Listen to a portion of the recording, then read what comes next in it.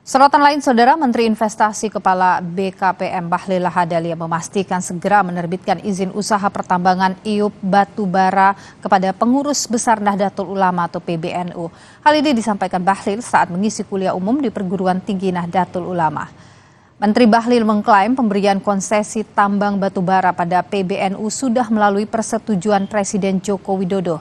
Presiden Jokowi membuka keran perizinan tambang kepada Ormas lewat Peraturan Pemerintah Nomor 25 Tahun 2024 tentang perubahan atas PP Nomor 96 Tahun 2021 tentang pelaksanaan kegiatan usaha pertambangan mineral dan batubara.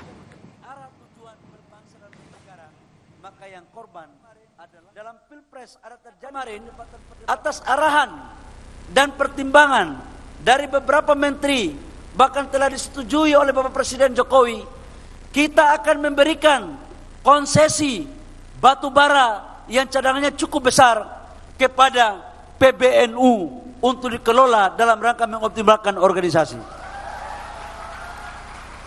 Setujukah tidak NU kita kasih konsesi tambang? Setujukah tidak? Karena itu tidak lama lagi saya akan teken iup untuk kasih PBNU. Karena prosesnya sudah hampir selesai. Itu janji saya kepada kalian semua. Menteri Lingkungan Hidup dan Kehutanan Siti Nurbaya mengungkap alasan aturan Ormas boleh mengelola tambang sebagai sarana membuka ruang produktivitas. Siti Nurbaya memastikan izin pengelolaan tambang ke organisasi kemasyarakatan dilakukan secara profesional melalui sayap bisnis masing-masing ormas.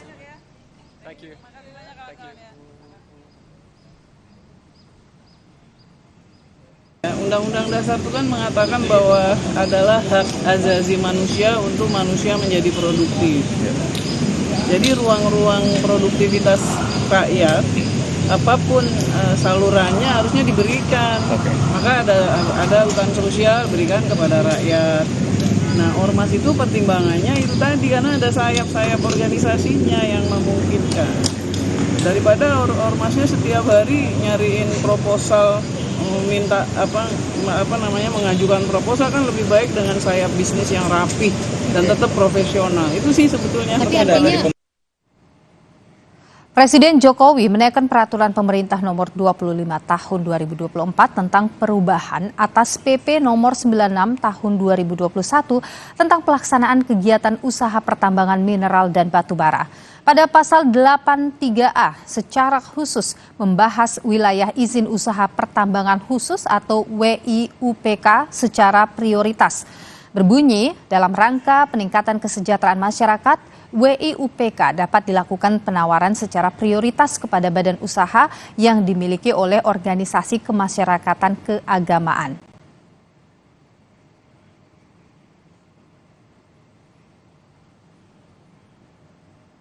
Informasi selanjutnya, Saudara. Menurut terpidana kasus pembunuhan Eki dan Vina Sakatatal, sosok Peggy Setiawan yang ditangkap berbeda dengan foto DPO polisi. Beberapa minggu lalu, Saka pernah ditunjukkan foto DPO atas Peggy alias Perong oleh polisi. Sakatatal mengaku pernah didatangi polisi sebelum penangkapan Peggy Setiawan dan saat datang ke rumahnya, polisi menunjukkan beberapa foto dan ciri-ciri DPO kasus Vina.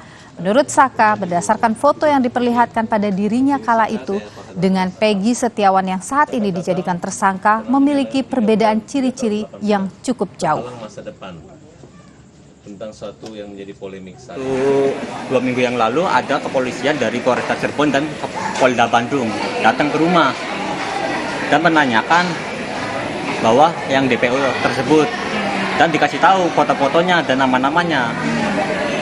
Yang ini foto-fotonya dan sampai yang dipoto yang ditangkap yang sekarang itu beda jauh. Ciri-cirinya tuh dari muka sama dari telinga aja udah beda. Telinga katanya kan berisingan. Sebelumnya, Saudara, Kadif Humas Polri Irjen Sandi Nugroho mengatakan dihapusnya 2 DPO usai Peggy ditangkap lantaran kedua nama tersebut fiktif atau tidak ada. Namun Polri masih membuka kesempatan jika ada laporan masyarakat terkait 2 nama itu dengan disertai alat bukti sebagai penunjang proses penyidikan.